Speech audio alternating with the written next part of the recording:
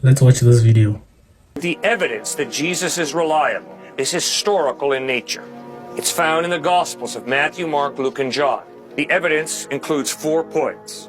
First point is the quality of his life. I have tried to live a life like Jesus. I have found it incredibly difficult. I have failed. Jesus didn't fail. He lived a morally perfect life. In my best moments, I have tried to live like Jesus, and I have blown it repeatedly. So I respect him for that, highly. Secondly, when you read the ethical teachings of Christ, if you read them, you cannot help but be blown out of the water by the sanity, the depth of thought.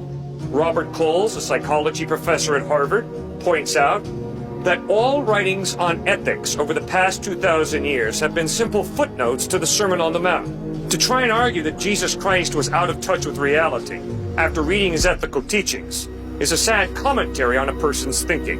Third point, when you watch the way Jesus died on a cross, at the moment of his most excruciating pain, instead of cursing his enemies the way I probably would have, he prays, "Father, forgive them, for they know not what they do." That demands my respect.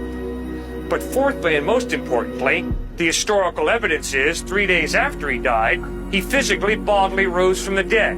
And over a period of 40 days, he appeared to over 500 people who saw him risen from the dead. That evidence taken together, his lifestyle, his ethical teachings, his death forgiving his enemies, and his resurrection from the dead, points to his credibility, his trustworthiness.